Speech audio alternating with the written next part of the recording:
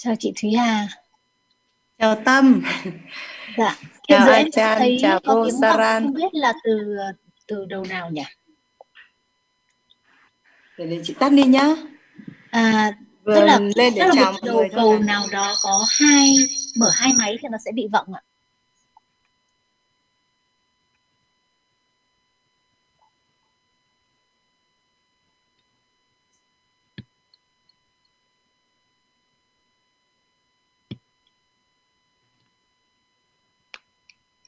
Alo, vẫn thấy bị vọng nhỉ?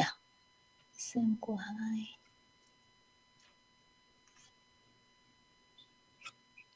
Ở đây mình đã tắt.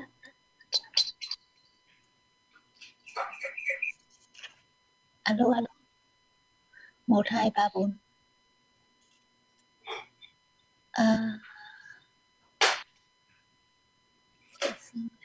Đây, tắt ở đây. Vâng. Bây giờ tốt rồi đúng không ạ? Hết vọng rồi đúng không ạ? Âm thanh tốt rồi, hết vọng rồi ạ. Ok.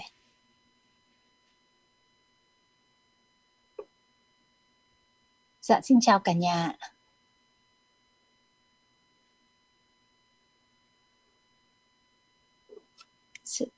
Sadika Ajahn. สวัสดีค่ะทุกคนค่ะ Sadika. Khapdika Ajahn. I love you. Me too.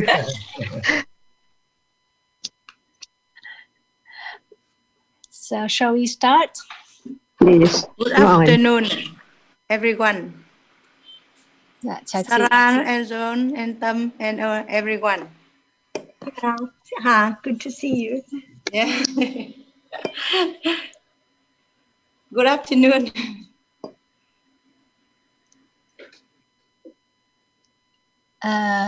Vâng, xin mời các câu hỏi bắt đầu ạ.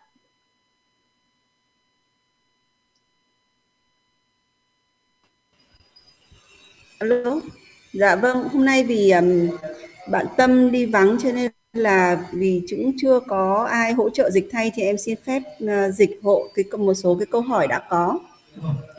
Thứ nhất là câu hỏi của bạn Toàn, là trong cuốn Khảo cứu Pháp Chân Đế thì bạn ấy được đọc rằng là các cái tâm ở cõi sắc giới, cõi vô sắc giới, tâm siêu thế thì đều là cái dạng tâm cần có tác động. Vì bạn ấy không hiểu vì sao như thế, bởi vì theo cái suy nghĩ của bạn ấy thì cái loại tâm này là cái loại tâm rất mạnh. Hi Ajahn and John and Sarah. Today Tiny Tâm is away, so I will translate instead. If there is any unclear point, so I hope that Big Tom and other friends can have to explain more. The first question is from Tuan. He asked, in the book of the Survey of Paramattha Dhamma, he read a paragraph, but he doesn't understand. So please explain further. The chitta of the Rupa Brahma Bhumi and Arupa Brahma Bhumi, and also the Lukatara chitta are on the Sangsakharika chitta, which is accompanied with Panya. So why they are Sankhararika chitta? When in his opinion, this kind of chitta is very strong. No matter what is there has a reason. Is that right? Otherwise, no appearing of anything at all now. Bất cứ là loại tâm nào thì nó đã sinh khởi, đúng không? Bởi vì nếu không thì sẽ chẳng có gì xuất hiện cả.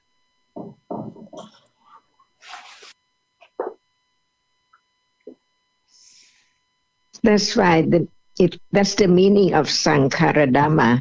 Dhamma means the reality, the absolute reality. If there is nothing arise at all, there wouldn't be a world or anything at all. That's why whatever is now appearing, it's conditioned to arise to be just that and then falls away instantly, unknowingly. Only Panya can develop to understand it little by little until it can directly experience the arising and falling away of what is now appearing. Cái từ sankhara ý nghĩa của nó là do duyên sinh hay là hữu vi, và nó chỉ tới cái thực tế rằng bất cứ thực tại nào sinh khởi thì đều phải do duyên, và sau khi sinh khởi thì nó diệt đi, nó không có tồn tại lâu dài. If nothing arises at all, can there be that which is now appear?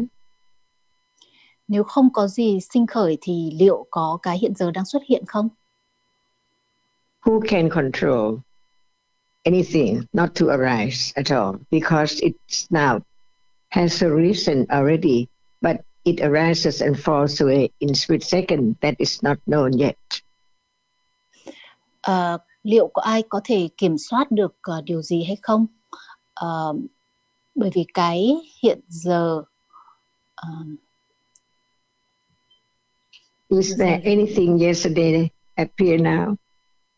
Có cái gì appear của ngày now? hôm qua hiện giờ đang xuất hiện không? It's gone completely from moment to moment, from this minute or this moment to another moment, unknowing all the time. And there will be tomorrow for sure. If it does not arise and fall away, how can there be tomorrow? Bất cứ cái gì sinh khởi thì đã diệt đi hoàn toàn rồi, và bây giờ cũng như vậy, cái vừa sinh khởi thì đã diệt đi ngay lập tức, và nếu như không có cái sinh khởi và diệt đi thì làm sao có thể có ngày mai được? And tomorrow is quite far away. What about next moment from now? Và ngày mai thì vẫn còn xa vời. Thế còn cái khoảnh khắc tiếp theo của khoảnh khắc hiện giờ thì sao? Exactly the same. From whatever arises has to fall away. Nó cũng giống hệt như vậy. Bất cứ cái gì sinh khởi thì phải diệt đi. So where am I? Is there I or anything permanent? Tôi ở đâu? Có cái gì là tôi thường hằng không? Only that which is there now. That which does not appear now, where are they? Thế còn những thứ hiện giờ không xuất hiện, chúng ở đâu? That's why even the question about do you still have leg and arm and hair and everything that you think you have now when they do not appear at all. Và chính vì vậy mới có câu hỏi là liệu bạn có tay, có chân, có đầu hay không? Hiện giờ chúng không xuất hiện. So what is true? That which does not appear no more, nowhere again and again, from moment to moment. Vậy cái gì là thực? Cái gì là đúng? Cái sinh khởi và xuất hiện và diệt đi, không bao giờ quay trở lại nữa. So where's the seeing just a moment ago? Cái thấy ở ngay khoảnh khắc trước đã đâu rồi? No more, see? Even seeing right now just falls away instantly, no more. Như cái thấy ngay hiện giờ nó cũng đã diệt đi rồi, không còn nữa. That's why the legs and the arms, we think that they are there. Actually, no more. Và chúng ta tưởng rằng có cái chân hay là cái tay, nhưng mà thực chất là chúng đã không còn nữa rồi. Can that be known? Điều ấy có thể được nhận biết không? But not now. The truth must be the truth. Nhưng vẫn chưa phải là bây giờ, còn sự thật thì luôn phải là sự thật. Otherwise, if there's still arms and legs, there must be you, still you all the time. Nếu như vẫn còn chân, vẫn còn tay thì sẽ vẫn còn bạn. Luôn là như thế. But the very subtle truth is that no more. Only when it's there, it has a reason and then following it instantly. Nhưng mà sự thật thì chẳng còn gì nữa cả, chỉ có ở khoảnh khắc chúng sinh khởi, chúng hiện hữu, rất ngắn ngủi rồi diệt đi một cách hoàn toàn. If the truth of any reality does not appear as the object as it is, it's impossible to let go the idea of self or thing. Nếu sự thật của các pháp xuất hiện không được hiểu như chúng là, thì sẽ không thể xả ly khỏi những ý niệm về con người và những sự vật. And we always hear about the anatta. Nothing is there, just arise and falls away in split seconds. The truth can be the regular experience when the panya develops higher and higher, keener and keener, sharper and sharper. Và chúng ta luôn nghe về các pháp là vô ngã. Đó là bản chất của cái đang xuất hiện. Và cái bản chất đó sẽ dần dần được xuyên thấu bởi trí tuệ khi trí tuệ trở nên càng ngày càng sắc bén hơn. Each word of the Buddha is the vaca satcha, the truth of the word. It cannot be changed at all. Mỗi một lời của Đức Phật đều là những lời chân lý, chúng không thể bị thay đổi.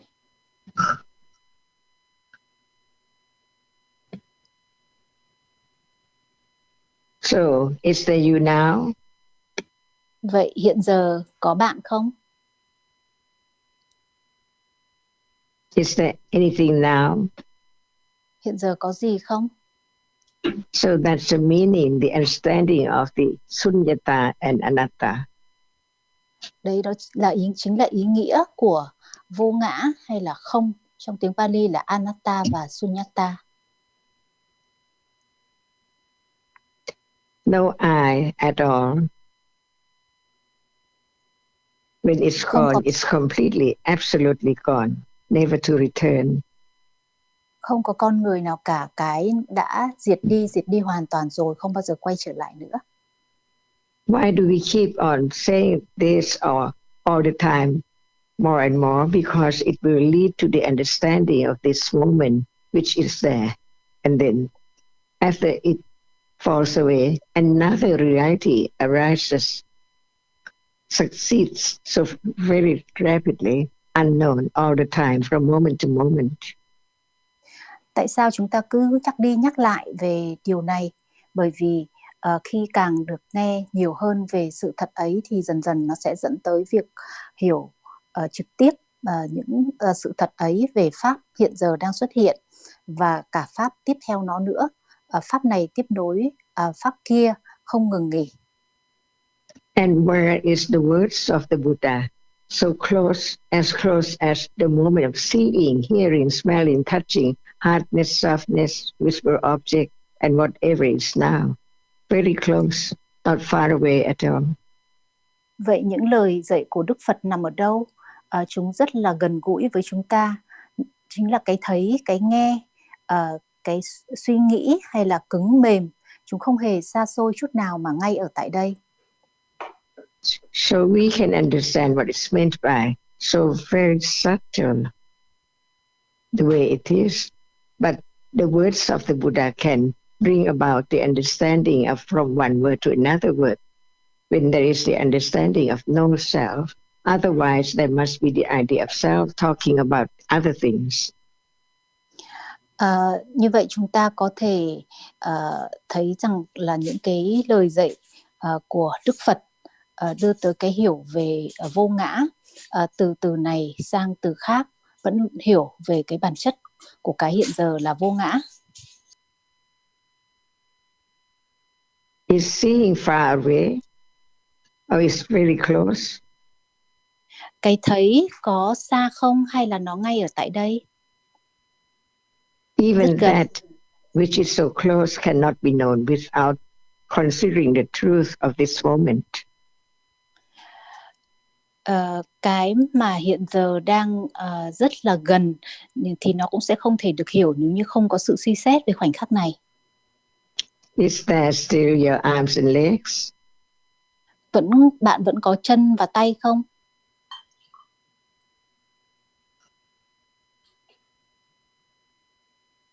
Any question? Có câu hỏi nào không?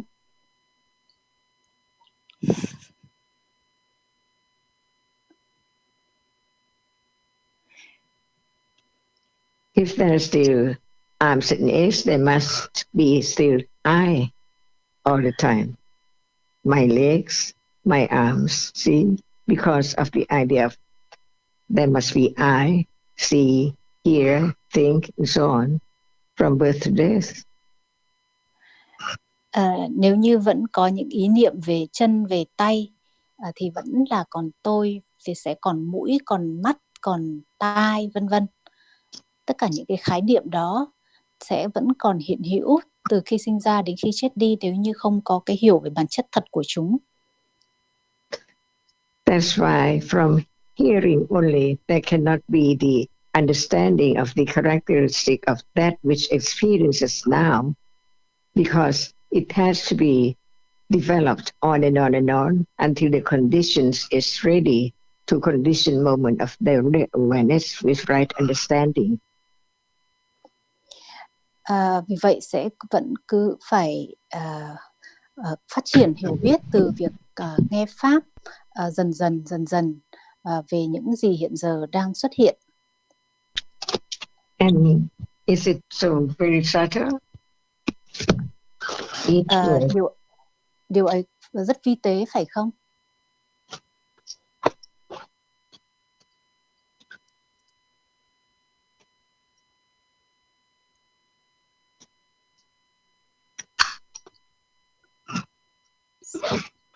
I think Sarah, you were about to say something, Sarah? Maybe let me give Ajahn a rest for a few moments. So, as she mentioned, we can ask many detailed questions, and I'll come back to the point in a minute, but it's good to remember that whatever arises, no matter it's strong or weak, no matter it's asankarika or sasankarika, it's conditioned and it's anatta and it's going to fall away instantly. And we may think it's important to find out whether it is asankarika or sasankarika, strong or weak, for example. But sometimes it's just clinging to wanting to know the answer, not understanding what appears now. Vâng, trước hết là tôi cũng muốn nói rằng là về cái chúng ta có thể có những cái câu hỏi rất là chi tiết, đi vào những cái chi tiết khó của giáo pháp, nhưng mà bất kể là nó là về là pháp gọi là cần tác động hay là không cần tác động, thì nó cũng đều là pháp do duyên sinh. Đấy là cái điều đầu tiên cần phải ghi nhớ, và nó là vô ngã, nó không phải là ai cả. Và mọi pháp dù là tác động hay là không cần tác động thì đều cần phải được hiểu ở khoảnh khắc mà chúng sinh khởi và xuất hiện. So usually we learn and consider that which is sasankarika means prompted or weak, such as, for example, someone tells you about something and you like it, but if they didn't tell you about it, you might not be so interested in it. So it's weak. But asankarika is strong. It means you like it very much, no matter anyone tells you about it or not. Quay trở lại với câu hỏi thì đôi khi mọi người ai đó nói với chúng ta về một thứ gì đó và nói rằng cái đó rất là hay thì ta có thể thích nó. Nếu như người ấy không nói với chúng ta về thứ đó thì có thể chúng ta sẽ không thích. Thì khi đó là đang nói đến những cái tâm cần tác động, tức là có cái yếu hơn vì cái mức độ thích thú với đối tượng đó yếu ớt hơn, nên nó cần có sự tác động để cho cái tâm tham đó sinh khởi. Còn khi mà nó mạnh mẽ, tức là chẳng cần ai bảo, thì chúng ta cũng rất là thích cái đối tượng đó, thì trường hợp đó người ta gọi đó là tâm không cần tác động.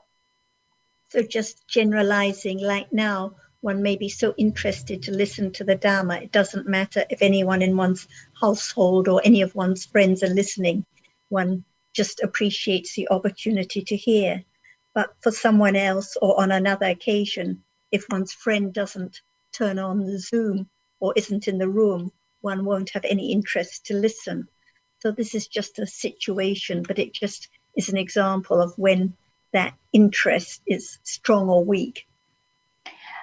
Và nói một cách chung chung thì khi nói đến những cái tình huống ví dụ như là hiện giờ đang có pháp đàm và nếu như cái sự quan tâm đến những cái nội dung về Pháp nó mạnh mẽ thì không cần phải có biết là bạn bè có đang nghe hay không, thì ta đã chủ động ngồi để nghe. Và còn nếu như cái sự quan tâm mà nó yếu ớt thì sẽ phải đợi có ai đó mở Zoom hay là có bạn bè nghe cùng thì chúng ta mới nghe. Thì một cách chung chung thì nó chỉ tới cái mức độ mạnh và yếu của cái loại tâm cụ thể đó. And that interest can't be any way other than it is, because it's conditioned, it's anatta. No one can make strong interest or weak interest arise, or no interest and in this topic, but interest in something else, because each moment, each kind of interest, each kind of attachment is conditioned. Và cái mối quan tâm đó thì bản thân nó không ai có thể tạo ra cả, nó là vô ngã, không ai có thể khiến nó trở nên mạnh hay là yếu, hay là khiến từ không có sự quan tâm lại có quan tâm. Thì bản chất của nó cũng giống như là tham ái, thì đều là do duyên sinh, là vô ngã. Now, as for Tuan's question about jhana cheetahs, I'll look at the reference in survey afterwards.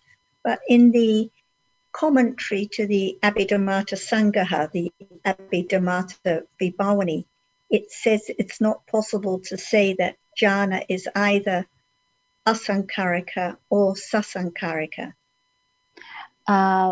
Và liên quan đến cái câu hỏi của bạn Toàn thì tôi có xem trong cuốn khảo cứu pháp chân đế, và rồi sau đó thì có xem ở trong cái cuốn chú giải của vi diệu pháp tát yếu. Thì trong đó có nói đến rằng những cái tâm thiền thì không thể được gọi là cần tác động hay là không cần tác động. It gives quite a lot of detail, but in brief it says it cannot, the jhana cheetahs cannot be said to be unprompted, asankarika, because asankarika cheetahs don't arise in those states that depend on prior development, prior bhavana, for their arising. Và trong đó thì có nói như thế này, một cách tóm tắt thì những tâm này không thể được gọi là cần có tác động, bởi vì là nó you said can't be said, right? Cannot be said to be asankarika, because they depend, because they depend on prior development. Okay. Chúng không thể được gọi là không cần tác động, bởi vì chúng phụ thuộc vào cái sự phát triển của trí tuệ cho đến thời điểm trước đó. And it says they cannot be said to be sasankarika because those dhammas, those cheetahs of special significance can never be said to be sasankarika. So in other words, they cannot be said to be either asankarika or sasankarika. Và những cái tâm đó, bởi vì chúng rất là đặc biệt, chúng có một cái sức mạnh rất là lớn, cho nên chúng cũng không thể được gọi là không cần tác động. Và như vậy thì chúng vừa không thể được coi là cần tác động hay là không cần tác động. Now, in the survey, they may have been looking at another reference. There may be some difference, or some terrors may have some different ideas, but it just shows how subtle and complex these details are. Like we may think we have some idea what asankarika and sasankarika means, but then some example like this comes up to show really we understand so very, very little. Và có thể là ở trong cuốn survey thì những cái tin đó thì nó lại dựa trên những cái phần khác của kinh điển. Thì dẫu sao thì bởi vì là các vị trưởng lão Theras là đại trưởng lão thì đã là những người viết những cái cuốn chú giải, thì có thể có những cái luận điểm nào đó, và tất cả những cái điều ấy thì đều chỉ cho chúng ta thấy rằng những cái ý niệm của chúng ta về gọi là cần tác động và không cần tác động thì đều rất là xa với cả cái thực tế, cái bản chất của chúng. Hiểu biết của chúng ta về bản chất của Pháp vẫn còn rất yếu ớt. Like we just have a very rough idea like now. Who can say whether any understanding or any attachment at this moment is asankarika or sasankarika? really we're just thinking about the story of dhammas and about the meaning of different words, but not actually about what appears now. Và cái hiểu biết của chúng ta về hiện giờ thì thường nó rất là chung chung và rất là thô ráp. Ví dụ như hiện giờ thì có ai có thể nói được là cái sự dính mắc ở khoảnh khắc này nó là cần tác động hay là không cần tác động hay không? Chúng ta đang chỉ nghĩ tới câu chuyện mà quên mất pháp xuất hiện tại khoảnh khắc này. But I understand Tuan's interest in this point and appreciate that he reads and considers so carefully, because I also picked up on the same point before. Nhưng mà tôi cũng hiểu cái thắc mắc của bạn Toàn về cái đoạn này, và điều ấy chứng tỏ là bạn có cái mối quan tâm rất là chi tiết đến giáo pháp, và đây cũng là một cái điểm mà trước đó tôi cũng đã có cái thắc mắc tương tự. Tôi đã từng có thắc mắc tương tự. And then back to Ajahn question about whether there are arms and legs now, because sometimes we're so lost in the story about dhammas, but what about now? Is there taking what is seen for someone or something? Is it my arm that is moving, or are there just different dhammas at this moment? Và bây giờ thì quay trở lại với câu hỏi của Ajahn là hiện giờ có chân hay là tay hay không? Chúng ta vẫn thường bị chìm đắm ở trong những cái ý niệm, chẳng hạn như là tay của mình thì đang cử động, hay là chân của mình thì đang làm một cái gì đó. Thế còn thực tế thì hiện giờ cái gì đang xuất hiện? Vậy quay trở lại với câu hỏi của Ajahn là hiện giờ có chân và tay không? In the Chinese discussion earlier today, we were talking about how in the first book of the Abhidhamma, the Dhammasangani, it starts by talking about kusala, akusala, and abhiyakata dhammas. Trong buổi pháp đàm với nhóm Đài Loan ngày hôm nay thì chúng tôi đã nói về cái phần đầu tiên trong cuốn tạng đầu tiên của bộ đầu tiên của vi diệu pháp, và trong đó có nói về 3 loại pháp là thiện, bất thiện và vô ký pháp. We're so used to thinking of arms and legs and people, but now there are just dhammas which are either kusala or much more often akusala or abhiyagata. The abhiyagata dhammas are those realities which are not kusala or akusala. Thông thường thì chúng ta hay nghĩ về những khái niệm như là chân, tay hay là con người. Thế nhưng trên thực tế về pháp thì chỉ có 3 loại pháp, thiện, bất thiện và vô ký. Khi nói đến những pháp vô ký thì đó là những pháp không có tính chất thiện hay là bất thiện. So seeing now is vipaka citta, result of karma. It's not kusala and it's not akusala. It's a result of kusala or akusala karma. But the vipaka citta itself is not kusala or akusala, so it's abhiyakata dhamma.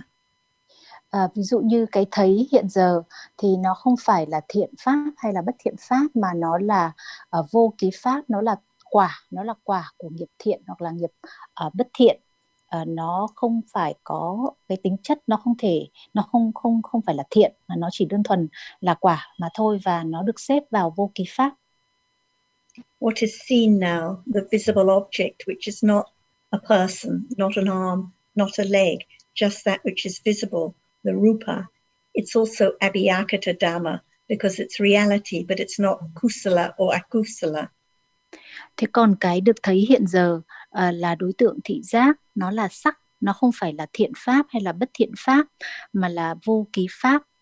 Nó không phải là một cái bàn tay hay là cái chân hay là con người, mà chỉ là sắc mà thôi. And the same applies to the eye sense and all other rupas. All rupas are abhiyakata dhammas. So this is another way of classifying dhammas as kusala, akusala or abhiyakata.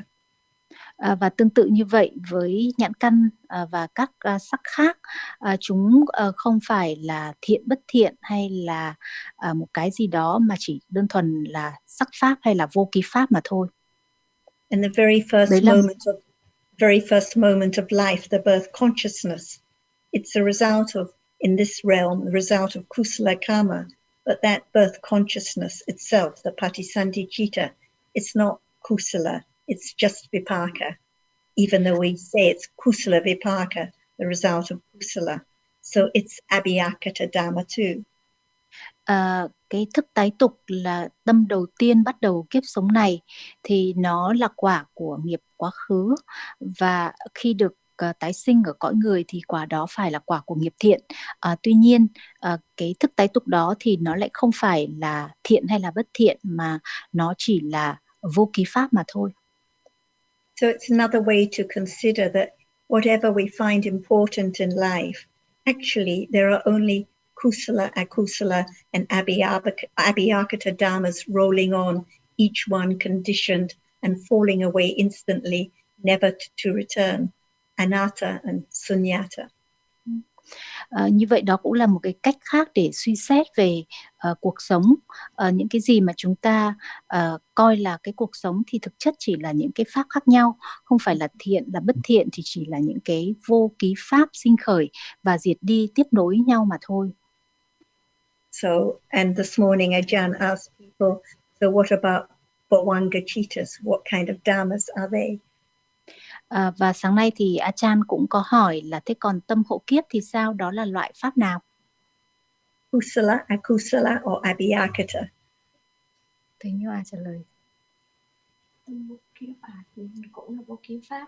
She said it's abhyakata Dhamma. Yes, because like the Bhavanga Chita, just a result of karma with the same object, but they don't belong to anyone. They're just dhammas that arise and fall away, that are not kusala or akusala, just vipaka chitas. Tâm đó thì cũng giống như là thức tái tục, nó là quả của cái nghiệp cuối cùng của kiếp trước, và nó cũng vì nó là quả của nghiệp nên nó không phải là thiện hay là bất thiện, nó là vô ký pháp và nó cũng sinh khởi và diệt đi trong mỗi khoảnh khắc. And last week I remember we were talking about Upanishya Gochara, the objects which are the objects of understanding now, considering wisely now. So when we talk about what is seen now, the visible object, or the seeing now, or even Bhavanga Chitta, these are realities which can be the object of wise consideration, wise reflection at this very moment. This is Upanishya Gochara. Và trong tuần trước thì chúng ta đã nói về Upanishya Gochara là những cái sự tích lũy hiểu biết đúng, đối tượng là duyên cho sự tích lũy hiểu biết đúng. Thì như hiện giờ chúng ta đã nói về các pháp khác nhau về đối tượng thị giác. Hiện giờ nó không phải là một cái gì đó, nó chỉ đơn thuần là cái được thấy, nó sinh khởi để được thấy và rồi diệt đi. Thì ở cái khoảnh khắc đó có thể có cái sự tích lũy hiểu biết về đối tượng thị giác. Đó chính là Upanishya Gochara.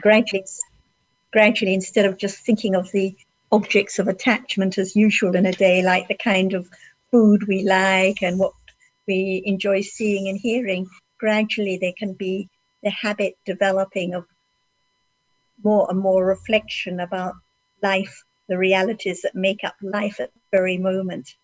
And the one by habit, by I trying to do anything, is the gradual development of Upanishya Gochara.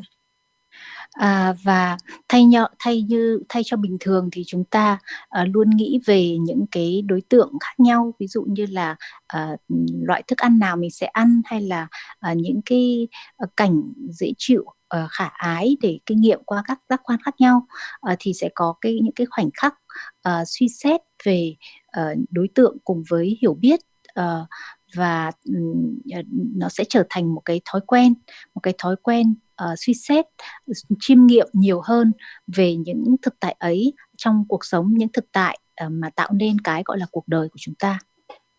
And this wise reflection, people may wonder why we consider these details, why we ask, is there an arm, is there a leg? Because it is the wise reflection of the realities of life now, which are anatta, that leads to the other higher gocharas. Và chúng ta có thể thắc mắc là tại sao mà chúng ta lại quan tâm đến những chủ đề ấy, tại sao chúng ta lại đặt ra những cái câu hỏi như là hiện giờ vì sao mà có chân, vì sao có chân không hay là có tay không, là bởi vì cái sự suy xét về những cái là thực đó thì nó sẽ là cái quá trình tích lũy mà chúng ta gọi là Upanishaya Gochara, tích lũy đối tượng làm duyên cho sự tích lũy hiểu biết đúng, và dần dần nó sẽ dẫn tới những cái loại Gochara ở mức độ cao hơn. So if someone would like to ask, I'm sure Ajahn would be happy to talk more about Araka Gochara and Upanibandha Gochara, which develop from Upanishya Gochara. Yes, please, Ajahn. We'll be very glad you talked about it. Is there now not Araka Gochara? Or is it? Vâng, cái loại Gochara thứ hai mà Ajahn sẽ nói đến đó là Akara Gochara. Thì hiện giờ đó có phải là Akara Gochara không? The right understanding of the truth of reality would be Araka Gochara, protect or guard the Kusala moment to arise, not a Kusala moment. Những cái hiểu biết về đối tượng hiểu biết đúng về đối tượng ở khoảnh khắc này, nó sẽ bảo vệ, nó sẽ che chắn khỏi bất thiện pháp sinh khởi, mà thay vào đó là thiện pháp, đó là Araka Gochara. No one there, as they are all Dhammas, so how can be the moment of Kusala more and more, firmer and firmer understanding of the truth as such self? It's only by having the Upanishad Gochara so that it can be Araka Gochara, and it will lead to Upanibandha Gochara, to the truth, the characteristic of each reality which is not self. Chính cái sự tích lũy hiểu biết với đối tượng, nó sẽ dần dần dẫn tới cái gọi là Araka Gochara, tức là do cái thiện pháp hiểu biết cái thiện pháp nó bảo vệ, nó bảo vệ, nó che chắn, và từ đó thì sẽ làm duyên cho cái mức độ thứ ba là mức độ hiểu biết trực tiếp về đặc tính của pháp. It's just hardness, someone or something, or legs and arms. Cái cứng thì nó có phải là ai đó hay là cái gì đó, hay là chân hay là tay hay không? Upanishad Gochara condition the moment of begin to understand it as no one there, because of the firmer understanding of reality as it is. Hardness cannot be anything. When it is directly experienced, it's just a reality which is hard. The leg, the arm is not there at all. Và khi có cái hiểu rằng cái đặc tính cứng thì nó không phải là chân hay là tay hay là con người nào đó, thì đó chính là cái sự tích lũy hiểu biết đúng với đối tượng mà chúng ta gọi là Upanishaya Gochara. Chính tại thời điểm đó hiểu rằng là ở cái khoảnh khắc mà một đặc tính được kinh nghiệm thì không có ai ở đó cả. The more understanding of the truth will be the Upanibandha. Keep on understanding that which appears by conditions, on and on and on, little by little. Và khi càng có hiểu biết nhiều hơn thì sẽ càng có Upanibandha Gochara, tức là cái mức độ lát nữa là Ajahn sẽ giải thích thêm, thì cái hiểu biết đó ở mức độ cao hơn nó sẽ tiếp tục được phát triển. The understanding of there is no one and nothing to be done is firmer and firmer, because it has the aramana, which is the characteristic of reality right now as it is, not as something it takes before, as people and thing and arms and legs. Và cái hiểu biết rằng là không có một ai cả và không có cái gì để làm sẽ ngày càng trở nên rõ ràng và chắc chắn hơn khi mà hiểu rõ rằng là chỉ có đặc tính cứng chứ không có chân hay là tay hay là con người nào ở đó. That's why only once or twice or hundreds or thousands or millions is not enough to understand reality as it is, little by little. Vì vậy mới chỉ nghe một lần, 2 lần hay là 100 lần, 1000 lần hay kể cả 1 triệu lần thì vẫn chưa đủ để có thể hiểu về thực tại như nó là. And the truth is this moment, how much there is the understanding of seeing as not self. See, only that which experiences visible object. See, it takes time to be Upanishad Kojara and Araka Kojara, and until it is Upanipanda, more and more, little by little. Vì vậy cần rất là nhiều thời gian để hiểu về cái thấy ở khoảnh khắc này, rằng cái thấy thì nó chỉ là pháp, nó không phải là ai cả, nó sinh khởi để thấy, và cái quá trình tích lũy hiểu về đối tượng như vậy, nhờ có đối tượng để tăng trưởng hiểu biết, từ Upanishaya Gochara khiến nó trở thành Araka Gochara và cuối cùng là Upanipanda Gochara. Nó là cần một cái quãng thời gian rất dài. So who knows there's such a parami is there to know truthfully that how much understanding is there now of seeing, even it's there, and any other reality. Vậy thì hiện giờ ai có sự chân thật ba la mật để biết được ở khoảnh khắc này cái hiểu về cái thấy ở chừng nào, kể cả hiện giờ cái thấy đang hiện hữu ở đó. That's why just one lifetime is not enough. So one understand the Upanishad Kojara, how long, and Araka Kojara, after the Upanishad Kojara, which condition the Upanipanda. Once and twice is not enough. Until it becomes one's habit, Upanda never go away from this moment. Vì vậy ta có thể thấy rằng một kiếp thì không đủ để cho quá trình tích lũy đối tượng của hiểu biết đối với đối tượng Upanishaya Gochara, và rồi sau đó nó lại làm duyên cho Araka Gochara, tức là những cái đối tượng trở thành cái sự che chắn và bảo vệ cho thiện pháp, và từ đó nó làm duyên cho Upanipanda Gochara, thì sẽ cần phải quãng thời gian dài như thế nào.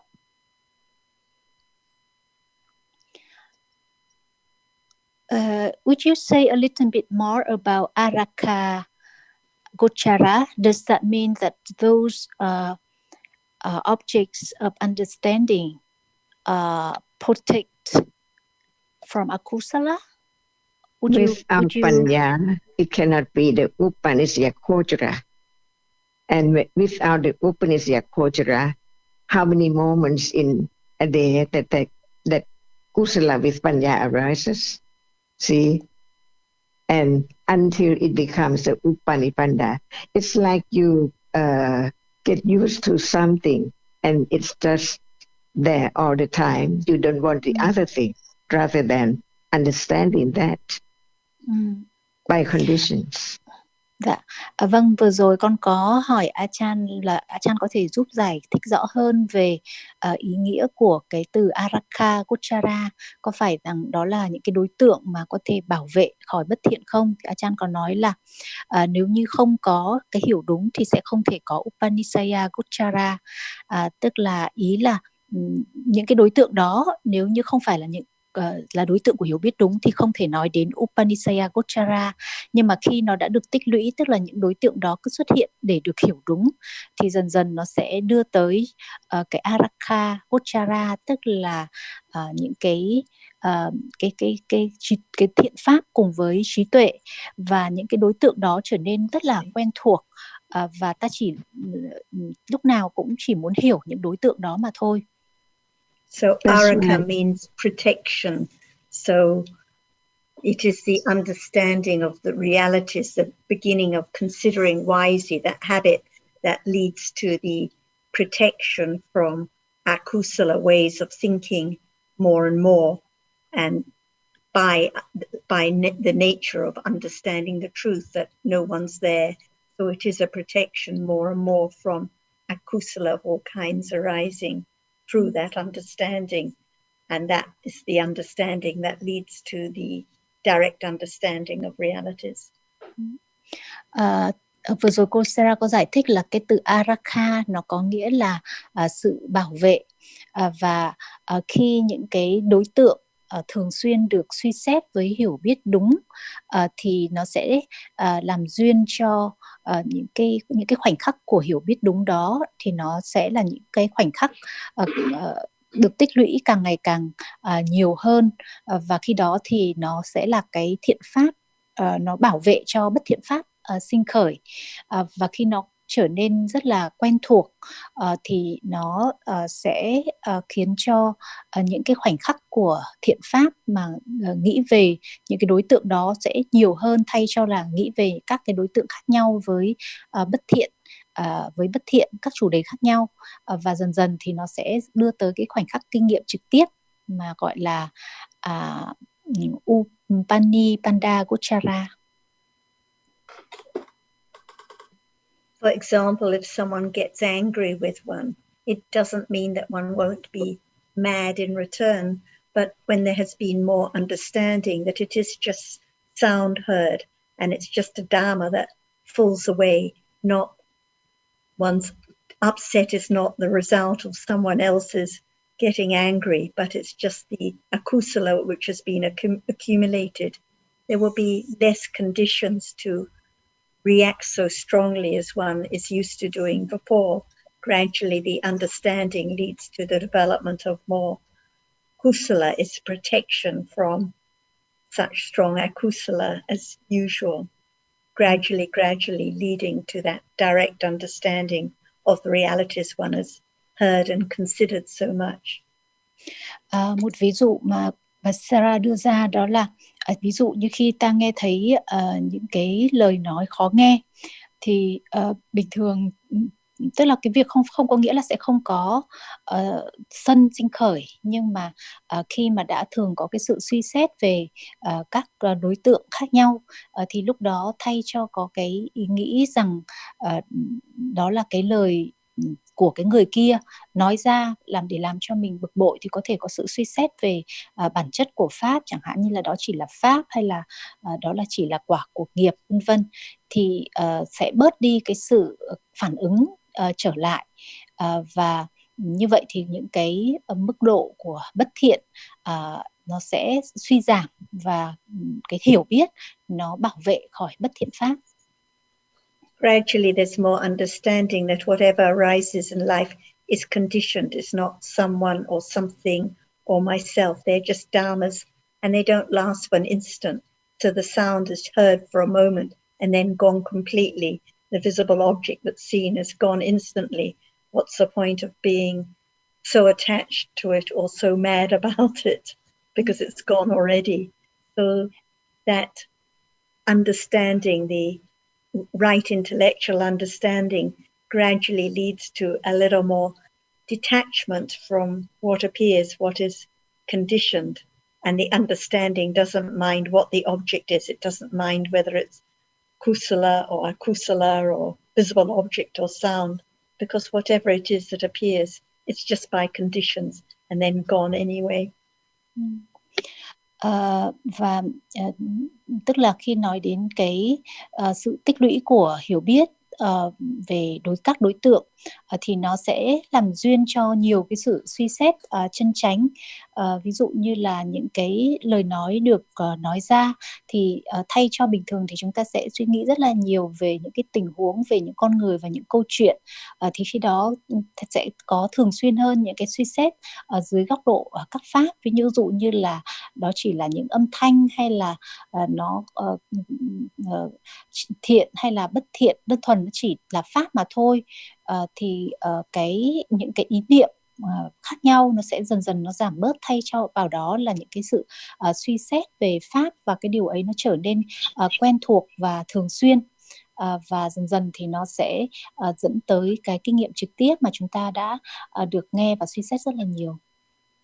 So usually we look for all kinds of protections in life, like by way of friends or money or house or family, but actually the only real protection in life is right understanding of the reality which appears now. Thông thường thì chúng ta hay nghe về những cái bảo vệ như là an ninh ở trong ngôi nhà, hay là tiền bạc, hay là những người bạn, vân vân. Nhưng mà cái sự bảo vệ tốt nhất, thực sự duy nhất đó là hiểu biết đúng, vì nó bảo vệ khỏi bất thiện. Only this understanding by way of protection leads to the direct understanding, which is the path leading to the eradication of all defilements. No other way at all. Và chỉ có cái sự bảo vệ khỏi bất thiện này thì nó sẽ dẫn tới cái tiết kiệm trực tiếp, và từ đó dẫn đến sự tận diệt tất cả các phiền não.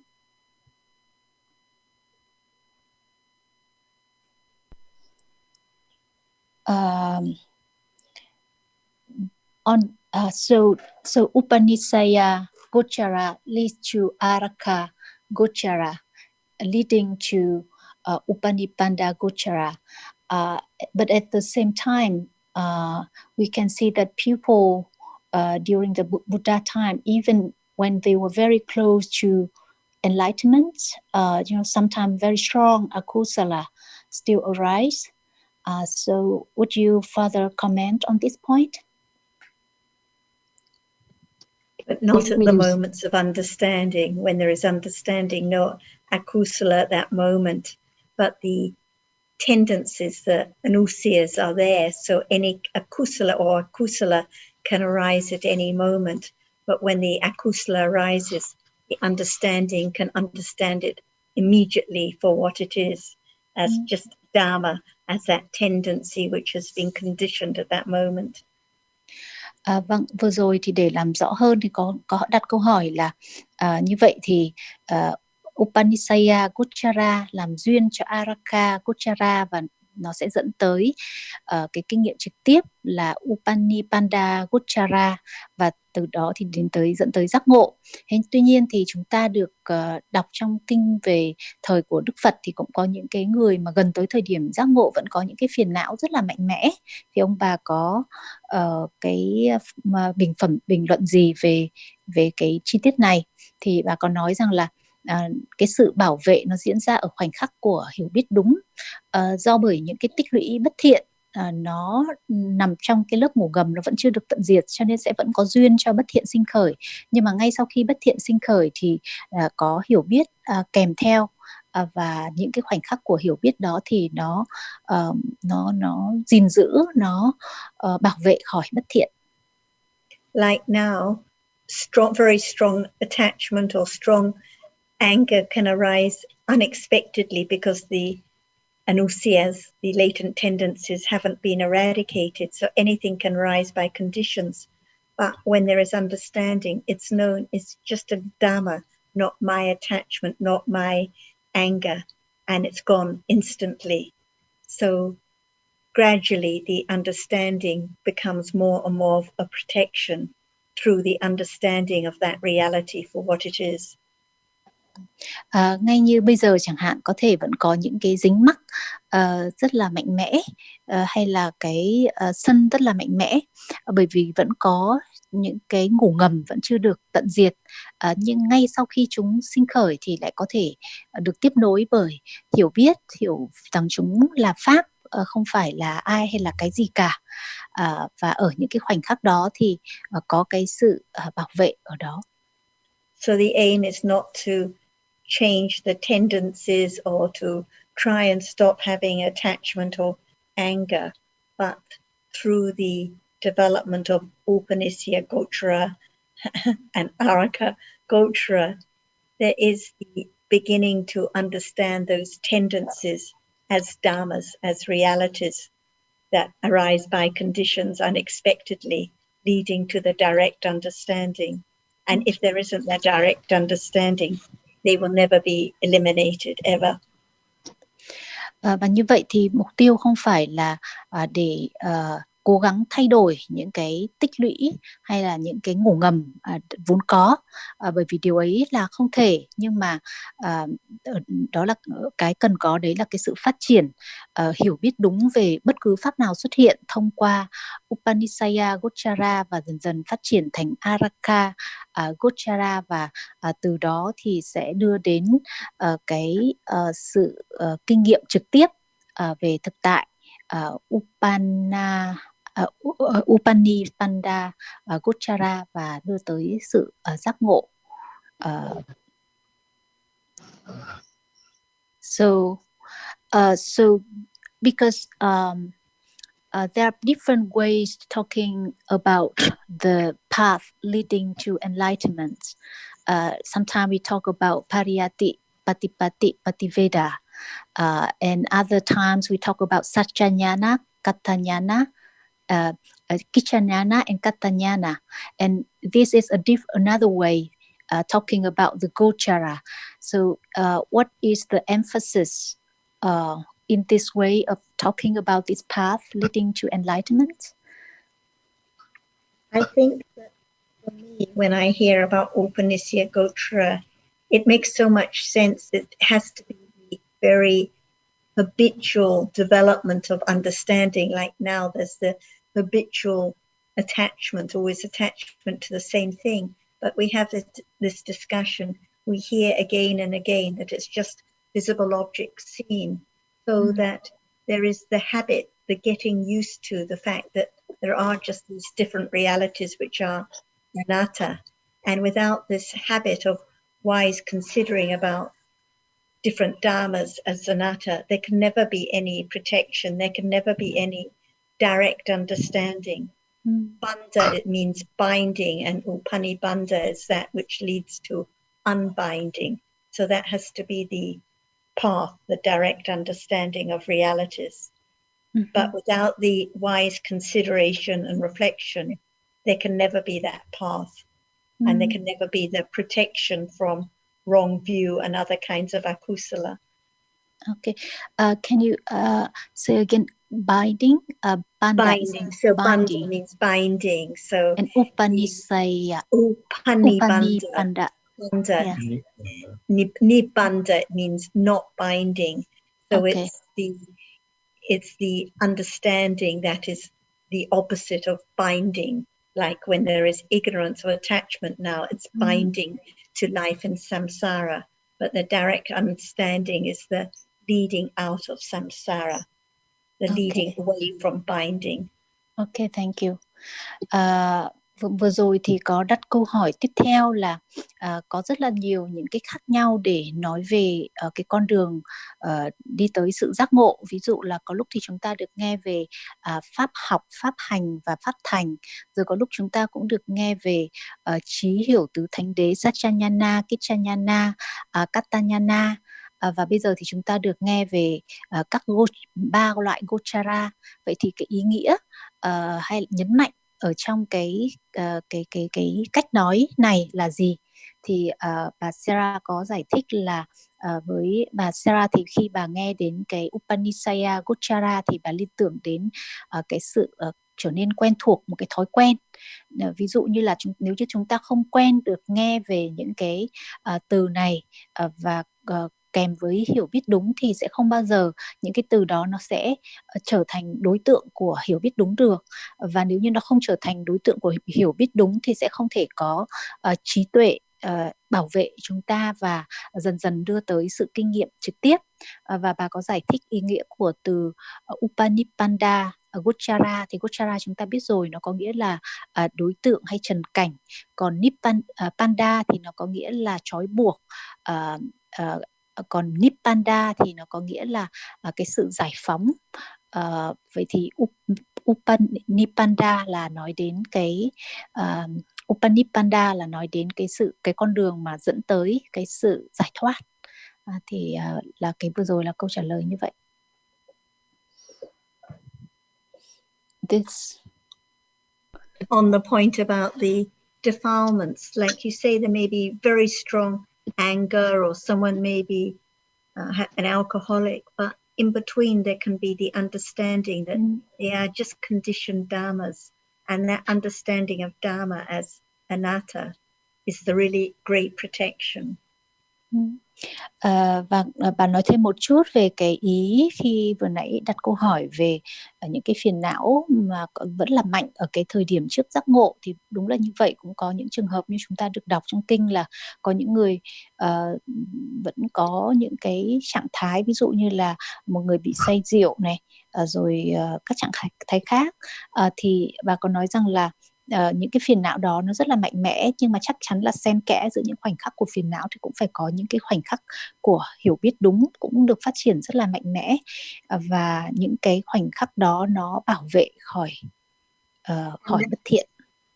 And that's why, as you said, in the Buddha's time, some people might have really terrible tendencies, but still they could understand the truth, because the right understanding of those realities as anatta is leads to the greatest protection and the eradication of all defilements, not just having good qualities.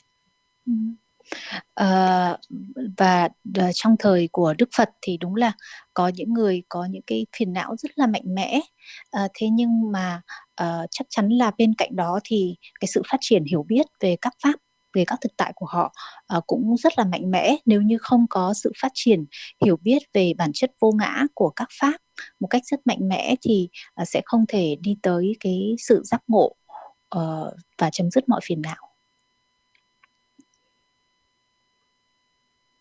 I think Hằng just sent a note to say that upa is strong and ni not and bandha binding. So the strong understanding that's not binding. Is that right, Hằng?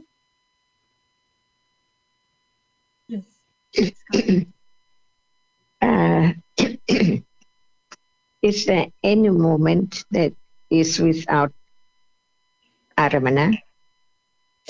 Có khoảnh khắc nào mà không có đối tượng không? No.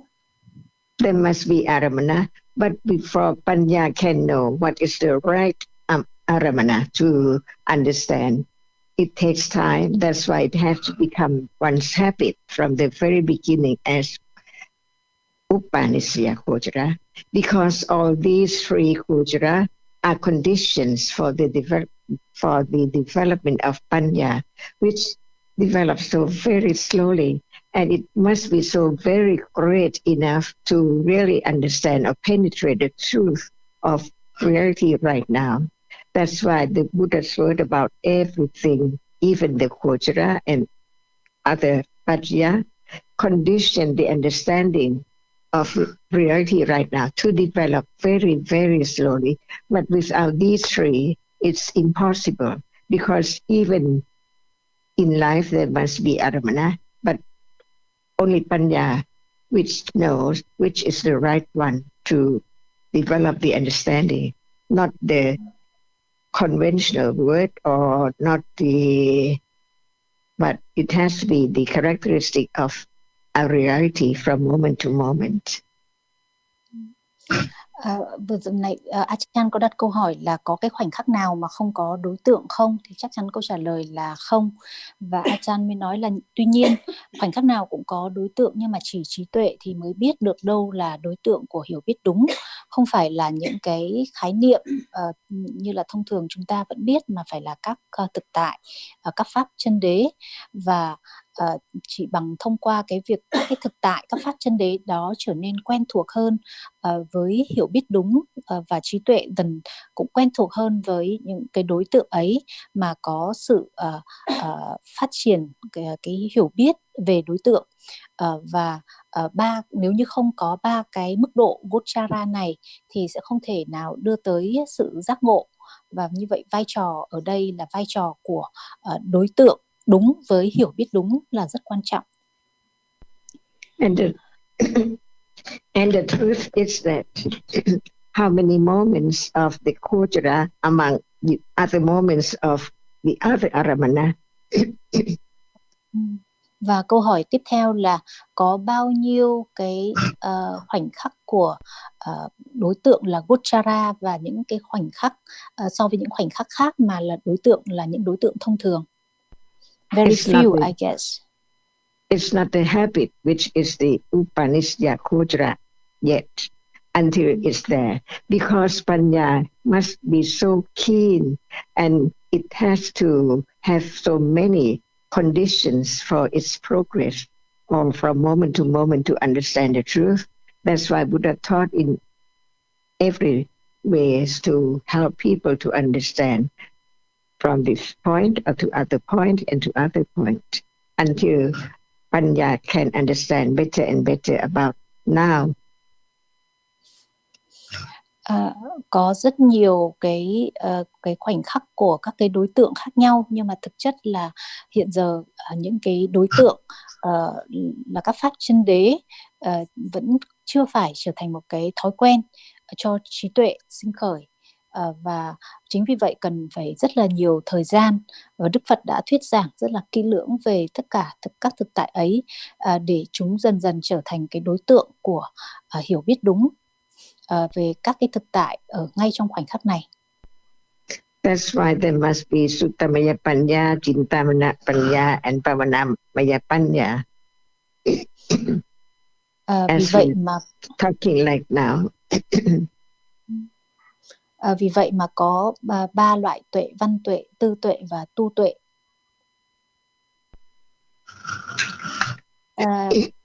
Ajahn, so is there any reason that the word Gochara is used instead of Aramana?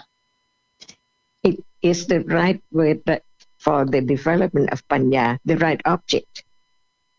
For example, a table, a chair is not the object for the development of understanding, but hardness, softness, seeing, hearing, the absolute truth are the objects of Upanishya Kojara.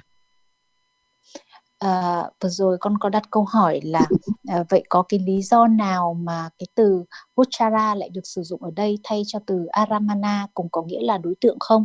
Thì Ajahn bảo vậy, từ Gochara được sử dụng bởi vì nó chỉ đến những cái đối tượng đúng cho trí tuệ, ví dụ như là bàn, ghế hay là con người thì đó cũng là đối tượng, nhưng mà chúng không phải là đối tượng của trí tuệ, mà chỉ có cứng, mềm, nóng, lạnh, tâm sở vân vân thì nó mới là đối tượng đúng của trí tuệ, đó là Gochara. Even this level of understanding is so hard to understand, but it can develop from ordinary Aramana to be the Kojara and to be Upanishya. Cái mức độ cái hiểu biết đó thì nó rất là khó để đạt tới, nhưng mà nó sẽ phải phát triển từ những cái đối tượng bình thường để nó trở thành Gochara, tức là những cái đối tượng của hiểu biết đúng. It's like Viriya to try to go against the current of all akusala and ignorance. Liệu có cái can you say again, Ajahn? Because you see that even to know the Upanishya Kojara, it's very difficult, very hard to understand.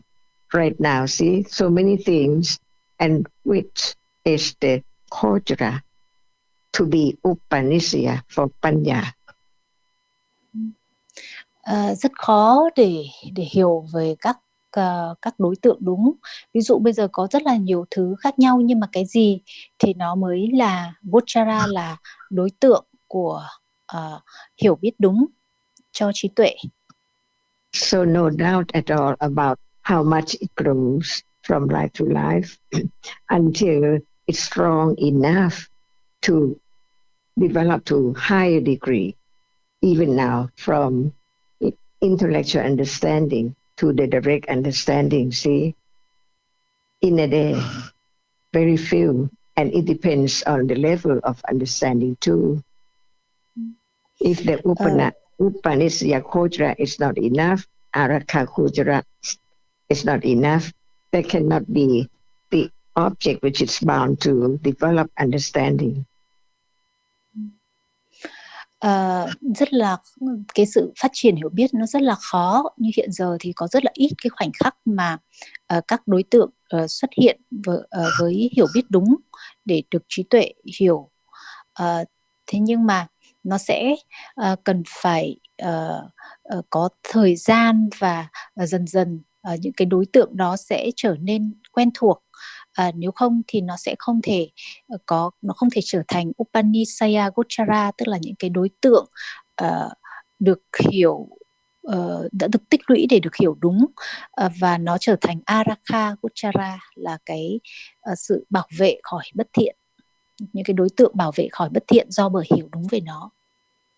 And Panya develops so very slowly because of the great amount of the akusala. That's why even understanding this in this life, and what about the other life, and how strong it is, in order to understand the object as the kojara of Panya.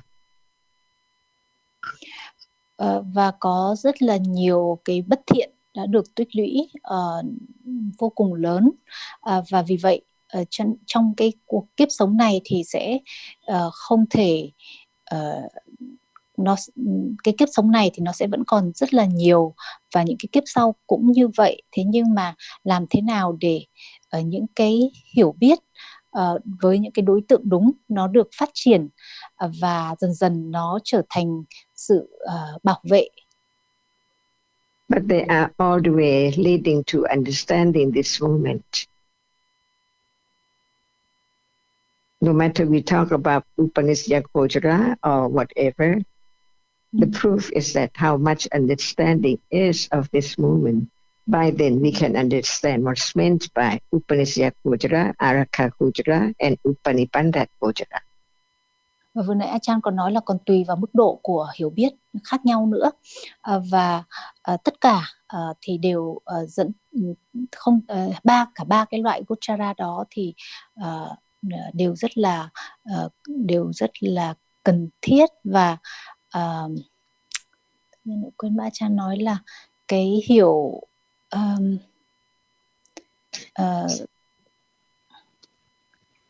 cái hiểu how much understanding is now. Đúng rồi, cái hiểu ở cái khoảnh khắc này nó có chừng nào, cái hiểu ở khoảnh khắc này nó có chừng nào, và từ đó thì nó sẽ cho thấy là có mức độ nào của Upanishaya Gochara, và nó đã dẫn tới Araka Gochara hay chưa. And that's the way to understand what they are, by the proof right now. Cái khoảnh khắc hiện giờ sẽ là cái cách thức để hiểu chúng. And Gotra is another word for aramana, like it means like the field or pasture that cows might graze in. So when we read about the 4 kinds of sampajanya, one is Gotra sampajanya, and that also refers to the knowledge of the object of right understanding. Cái từ Gochara thì nó cũng có nghĩa là đối tượng hay là trần cảnh, và một cái nghĩa nữa của nó đó là nó là cái cánh đồng cỏ, nơi mà các cái con bò nó tới ăn cỏ. Và trong cái phần mà chú giải của kinh Tứ Niệm xứ thì có nói đến 4 loại Sampajana, 4 loại tỉnh giác, và trong đó thì có một cái gọi là Sampajana Gochara, tức là nói về cái hiểu biết về những cái đối tượng đúng cho trí tuệ. So it has its conventional meaning of field or object generally, but in this context of the 3 kinds of Gochara, or in the context of the Gochara, Sampajanya Gochara, then it refers particularly to the object of right understanding that has been accumulated. Và Gochara thì nó cũng có những cái ý nghĩa thông thường như là đối tượng hay là cánh đồng cỏ, nhưng trong cái bối cảnh của 3 loại Gochara mà chúng ta vừa được nghe, cũng như là trong bối cảnh của Sampajana Gochara, thì là nó đang nói đến đối tượng của hiểu biết đúng. Đấy là cái ý nghĩa chính của nó trong cái bối cảnh ấy. In the context of the Sampajanyas, it's referring to the direct understanding of that object, whereas when we're talking about Upanishad Gochara, it is the accumulation of the right intellectual understanding of the right object. But in both cases, it's the object of understanding. Trong khi mà nói đến Sampajana Gochara thì là nói đến cái hiểu biết trực tiếp về đối tượng. Nhưng trong cái trường hợp Upanishaya Gochara thì là nó hiểu biết về mức độ tư duy về đối tượng, nhưng mà trong cả hai trường hợp thì đều là đối tượng của hiểu biết cả. And without the Upanishaya Gochara, the habitual understanding about different realities, there can never be any of the sampajanyas, the direct understanding of realities, which is the same as the Upanibandha Gochara, the direct understanding of what appears now. Nếu như không có cái Upanishaya Gochara thì sẽ không thể có cái kinh nghiệm trực tiếp nào mà ta gọi là Sampajana Gochara, và nó cũng tương ứng với Upanibandha Gochara.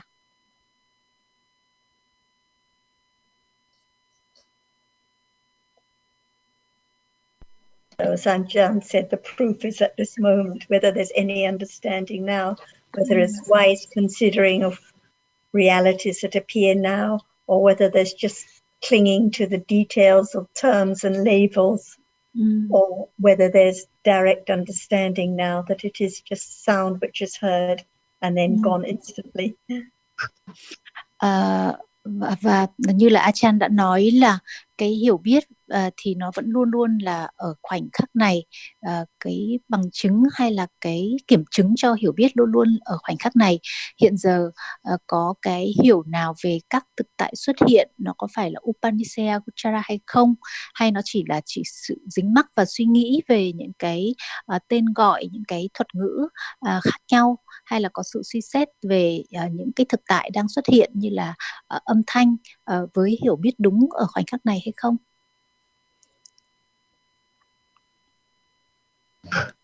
So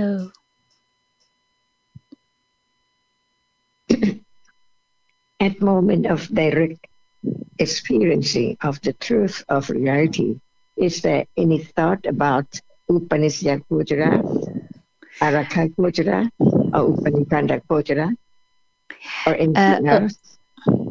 Ở khoảnh khắc của hiểu trực tiếp về một thực tại thì có suy nghĩ gì về Upanishaya Gochara hay là Araka Gochara hay là Upanibandha Gochara hay không? No. But they are all there to be conditioned for such moment. Without all these truths, it's impossible to condition the moment of understanding clearly of that object as not self. Và câu trả lời là không, và Ajahn bảo nhưng mà cả ba thứ đó đang hiện hữu ở khoảnh khắc đó, bởi vì nếu như không có cái sự tích lũy hiểu biết đúng về đối tượng một cách dần dần để trở nên quen thuộc, không có cái sự bảo vệ khỏi bất thiện, thì sẽ không có cái khoảnh khắc kinh nghiệm trực tiếp thực tại và hiểu nó một cách rõ ràng như nó là. Only Panya appears at moment of understanding clearly of that object as no one, no self, no thing at all. Just one object at a time, which is the nimitta of that object. Okay. Chỉ có đối tượng, một đối tượng xuất hiện ở cái thời điểm đó, và khi đó không phải là một ai đó hay là một cái gì đó, và bản thân cái đối tượng xuất hiện một cách rõ ràng đó thì nó cũng vẫn chỉ là nimitta, là bóng ảnh của cái đã diệt đi rồi mà thôi. And think about what Buddha said after his enlightenment. Dhammas are so subtle, so profound that it's hard to directly experience. Hãy nghĩ đến những gì mà Đức Phật đã suy niệm sau khi Ngài giác ngộ, rằng là Pháp thật thâm sâu, thật khó để hiểu, thật khó để lĩnh hội. So it's so much more than anyone can expect, the truth of it, that it can be that moment of very keen, sharp and understanding that which appears now as natural as now. khoảnh khắc kinh nghiệm trực tiếp thực tại, nó kỳ lạ, nó nằm ngoài cái sự tưởng tượng hay là cái suy nghĩ hay là nhận thức của bất cứ ai hiện giờ, bởi vì cái khoảnh khắc đó nó cũng rất là tự nhiên như là chính bây giờ đây. And this understanding will protect Panya to understand what is the object of right understanding, not going somewhere to look for any object at all, or not to understand what is now appearing. Và cái khoảnh khắc của hiểu biết đúng đó, của kinh nghiệm trực tiếp thực tại, thì nó sẽ bảo vệ khỏi những cái thực hành sai như là đi tìm kiếm một cái thời điểm khác hay là một nơi chốn khác để hiểu, thay cho là hiểu đúng cái hiện giờ đang xuất hiện. And is there any understanding of reality right now because of the three Sampajanya and Kojara? See? Liệu hiện giờ có hiểu biết đúng nào về thực tại do bởi ba loại Gochara này không? But when the understanding of these three are not ready yet, it's just like everyday life as usual. Khi vẫn chưa có cái hiểu rõ ràng về ba loại Gochara này thì cái cuộc sống hàng ngày nó sẽ vẫn như là bình thường thôi. That's why the remember is its words about reality is conditioned to arise and fall away very, very rapidly.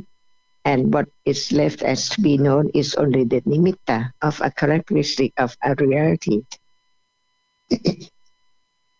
Vì vậy nên là chúng ta phải nhắc lại về các cái thực tại sinh khởi và diệt đi ngay lập tức, ngay hiện giờ, và cái còn sót lại chỉ là bóng ảnh của nó mà thôi.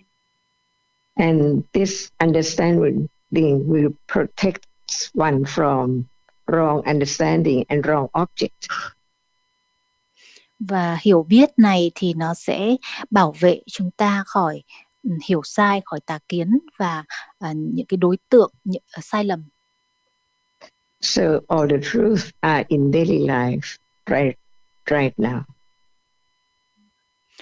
Tất cả các sự thật thì nó đều ở trong cuộc sống và ngay bây giờ. So one knows how much understanding of reality at this moment by oneself. Như vậy thì ta sẽ tự biết được là hiện giờ hiểu biết về thực tại đang ở mức độ nào. So keep on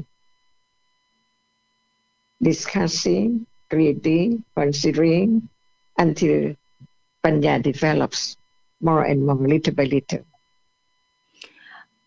Vậy hãy tiếp tục nghe Pháp, thảo luận về Pháp cho đến khi và để cho trí tuệ cứ phát triển từ từ dần dần. I think that no question more about the three Kojara. Tôi nghĩ rằng là các bạn không có câu hỏi nào về ba loại Gochara nữa. And then Sankharika and Asankharika. Có câu hỏi nào về Sankharika và Asankharika nữa không ạ? Không biết là nhà mình có muốn hỏi thêm để cho rõ hơn những điểm chưa hiểu trong hai chủ đề vừa rồi không ạ? Because citta are quite different. The Kama Vajra Citta is one level, and the higher one and higher one, they cannot be the Sasankharika or Asankharika. But we have to think about what is meant in this context and the other context. But the truth is the truth. Bởi vì các tâm thì rất là khác nhau. Tâm ở cõi dục giới thì khác với những tâm ở cõi sắc giới và vô sắc giới, và mỗi cái ý nghĩa của mỗi một từ ở trong một cái bối cảnh thì lại khác nhau, và chúng ta đều phải suy xét về sự thật trong những cái bối cảnh ấy. The Kama Vajra, the Rupa Bhumi Citta and Rupa Bhumi Citta are weak and strong. Những cái tâm ở trong những cõi cõi sắc giới và vô sắc giới là những tâm mạnh hay là những tâm yếu? So they are not just like the Kama Vajra Citta. which can be asankharika and sasankharika. Vì vậy chúng không giống như là những cái tâm thuộc cõi dục giới, chúng có thể là cần tác động hay là không cần tác động. Can the moment of the enlightenment, the truth of the Four Noble Truths, weak or strong, differently? Liệu tâm đạo ở cái khoảnh khắc giác ngộ thì nó có thể là tâm đạo mạnh hay là tâm đạo yếu không? So we understand what's meant by sasankharika and asankharika for the kama vajracitta. Như vậy thì chúng ta hiểu rằng là khi nói đến các tâm cần tác động và không cần tác động là nói đến những tâm thuộc cõi dục giới. Even the accumulation of each is different, but at the moment of that level of panya, it must be the same. The Sotapanna can eradicate only the Vicikichanusya and Tithanusya. I did. Can you say again, Ajahn? At the beginning, I didn't hear. Because you see that at moment of enlightenment, at level of Sotapanna, that Chitta eradicates the Tithasawa, Tithanusaya, and the Vicikichanusya. See, all of them the same. Chắc là đoạn vừa rồi Ajahn muốn nói là khi mà nói đến tâm đạo của vị thánh Tu Đà Hoàn thì bao giờ cũng vậy, nó tận diệt ba loại ngủ ngầm, đó là tà kiến, hoài nghi và giới cấm thủ, và nó không thể kém cũng như là không thể hơn. It cannot be different as be weak or strong at all, but the accumulation of each one is different. Tâm ở cái tâm đó thì nó không thể được xếp là loại tâm mạnh hay thành hai loại như là mạnh và yếu, nhưng mà tích lũy thì khác nhau. To be Samaputto, Sariputta, Mokkallana and so on. Ví dụ như là trong những người giác ngộ thì có những người là bậc chánh đẳng giác, người là bậc độc giác Phật, và người thì là bậc A-la-hán thanh văn. Each moment is different by the accumulation. Mỗi một cái khoảnh khắc thì nó sẽ khác nhau do bởi tích lũy khác nhau. Is there any question? Yes, but in the classifications of Rupa Chitta, yes, Rupa Vachara Chitta, so they only mention Sasankharika and Asankharika. So I think it makes sense that they cannot be considered like in Kamacha Vacharachittas, but why in the classifications they only mentions either one? Because you know the Kama Vacharachitta, when it's weak or strong, it does not have the Parikama, Upachara and Kotatu. Okay. Vừa rồi còn đặt câu hỏi Ajahn là bởi vì khi mà phân loại về các loại tâm ấy, thì khi nói đến những tâm sắc giới thì người ta vẫn phân loại là tác động và cần tác động, thì Ajahn có nói là chẳng hạn như là các tâm dục giới thì không thể có những tâm như là tâm chuẩn bị, tâm chuyển tánh, tâm thuận thứ, nhưng mà những cái tâm đó thì đều xếp vào những cái tâm ở mức độ khác. I think very good, many things to consider from our discussions today. Without wise consideration, it's impossible to have more understanding. That's why it needs the three kujras by this way. Nếu như không có sự suy xét thì không thể phát triển hiểu biết. Chính vì vậy nên là mới có ba loại Guchara. I think that it's time now. Swadika to Konka. Anumotana, Ajahn and Joan and Sarah, thank you very much. It was a great discussion. I'd like to Anumodana. offer some coffee. Thank you, Ajahn and Sarah and John and See everyone. you next time. See you next time. Anumodana. See you next time. Xin chào everyone. Anumodana.